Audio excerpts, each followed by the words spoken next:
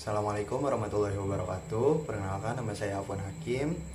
Saya akan membuat video penjelasan sederhana mengenai kedua program yang telah saya buat. Oke, tanpa berlama-lama, langsung aja kita ke program. Untuk program pertama, saya membuat program untuk mengonversi bilangan biner yang dipresentasikan oleh linglist tersebut menjadi bilangan desimal dalam bentuk integer. Oke, kita langsung aja ke fungsi pertama. Fungsi pertama itu ada struct node. Struct node itu isinya ada dua hal. Yang pertama, bit buat nyimpan angka 0 atau 1, dan next buat nyambung ke node berikutnya. Lalu ada fungsi kedua. Fungsi kedua itu add node. Nah, fungsi add node ini bakal nambahin node baru ke linglist kita. Tapi perhatiin, node-nya ditambahin di depan alias head insertion. Artinya bit terakhir yang kita masukin bakal jadi bit paling kecil.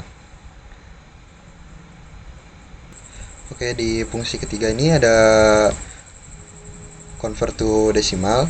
Convert to decimal tuh kita ngejalanin loop dari head, dan tiap bit itu dikaliin sama 2 pangkat posisinya. Kalau misalnya kita punya bit 101,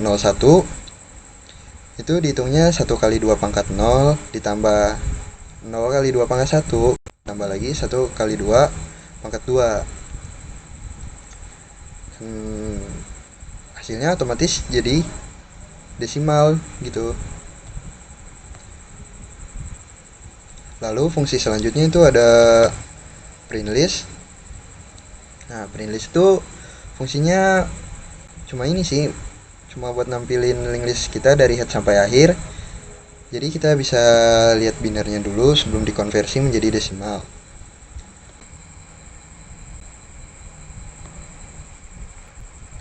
Sekarang kita ada di fungsi terakhir, yaitu fungsi main. Fungsi main itu kita meminta user untuk memasukkan bit 0 atau 1, dan jika sudah selesai kita harus ketik N di bawahnya untuk selesai. Tapi jika kita salah memasukkan angka, seperti misalnya kita memasukkan angka selain 0 atau 1, nanti tuh ini akan keluar. Ini akan keluar karena tidak sesuai dengan yang sudah saya program gitu. Mungkin langsung aja kita praktekkan outputnya. Nah, di sini misal kita ketik bitnya tuh 1 0 1 0 1 1, dan jika sudah selesai ketik N. Nah, nanti muncul seperti ini. Lalu gimana sih kalau yang tadi saya bilang selain 0 dan 1? Baik, kita coba kembali. Misalnya saya masukkan 1 2. Nah, ini input tidak valid, harap masukkan 0 atau 1. Oke, mungkin seperti itu saja penjelasan sederhana saya untuk program yang pertama. Kita lanjut ke program yang kedua. Oke, untuk program kedua saya membuat sebuah program yang menggunakan stack untuk mengkonversi bilangan desimal menjadi heksadesimal. Oke, jadi gini. Bilangan heksadesimal itu basisnya dari 0 sampai F. Kita bakal masukin angka desimal dan konversi itu ke heksadesimal satu persatu. Simpan hasilnya di stack dan cetak dari belakang. Kenapa nyimpan hasilnya di stack? Karena dia kerja kayak piring gitu. Masuk terakhir, keluar duluan. Oke, langsung aja kita ke fungsi pertama. Fungsi pertama itu ada ini nih, get hex char. Ini fungsi ini buat mengubah angka 0 sampai 15 jadi karakter heksadesimal. Kalau angkanya di bawah 10, kita tambahin karakter 0, dan kalau udah 10 ke atas, kita tambahin jadi A.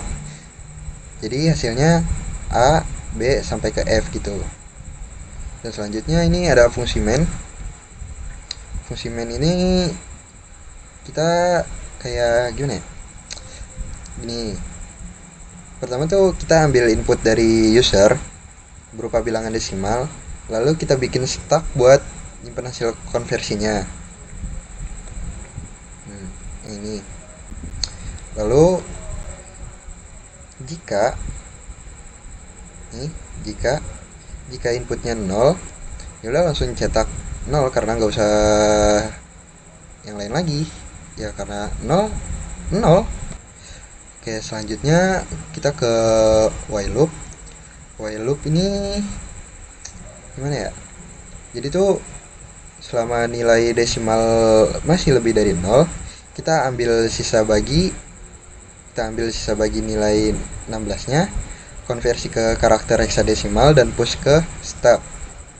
Habis itu dibagi lagi desimalnya selama 16. Nah itu tuh terus berulang sampai habis.